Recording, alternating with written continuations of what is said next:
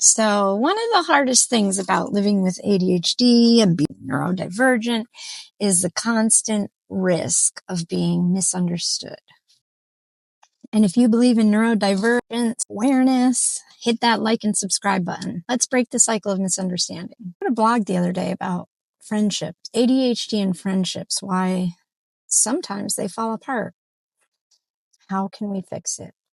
We discuss the misunderstandings and why connections sometimes fall short or break due to a total lack of understanding on the neurotypical side and sometimes even the neurodivergent side, or a little of both.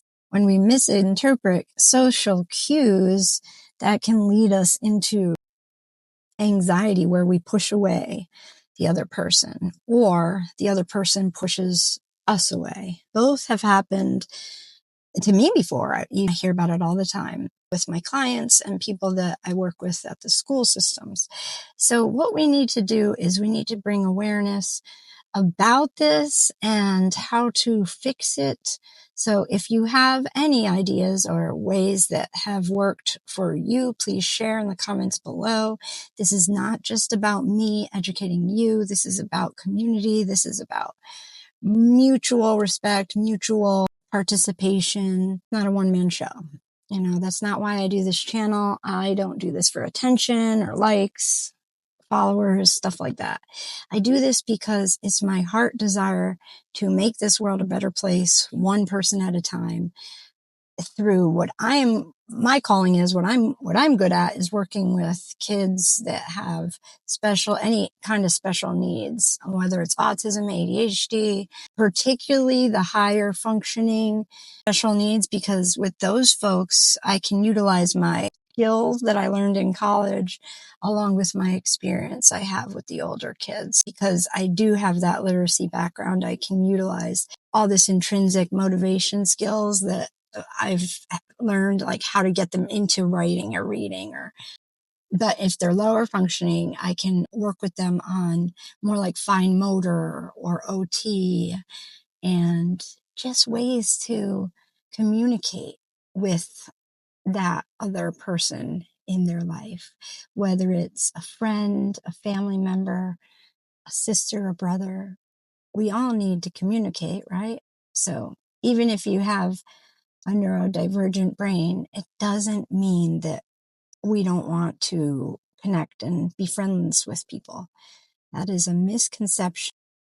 You meet someone, you're excited to get to know them, share your thoughts, your feelings, maybe too much, too soon, oversharing.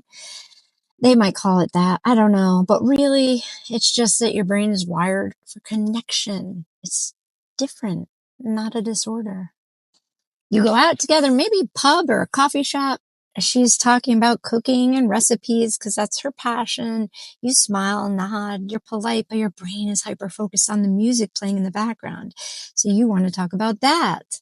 But here you are listening to what she has to say.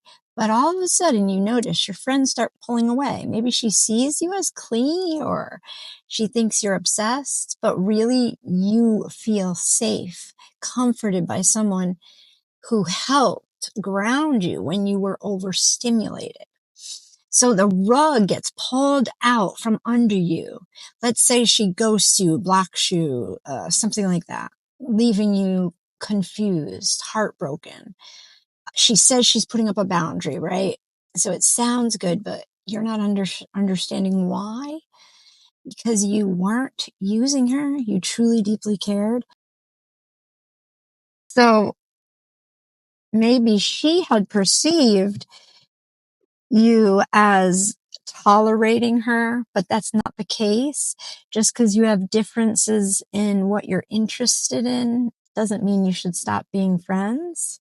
But we need to understand that this reality for so many with ADHD, especially autism, it happens so many times. And, you know, you see your typical autistic person that you hear about, like they don't make eye contact and stuff. So I know myself, I used to come to the conclusion, oh, they don't want conversation. They don't want attention or occasion or friendship. But that's not true. That's a misconception. So we need to honor our differences. We long to connect, understand what went wrong so we can do better in relationships. But ghosting leaves you no chance for clarity, growth, or healing. So how do we change this? How do we spread more awareness about what ADHD is, what autism is, and what it isn't? Drop a comment if this has ever happened to you or someone you love. Share your thoughts or advice so we can start bridging the gap together. If you believe in neurodiversity, give me a thumbs up in the chat below.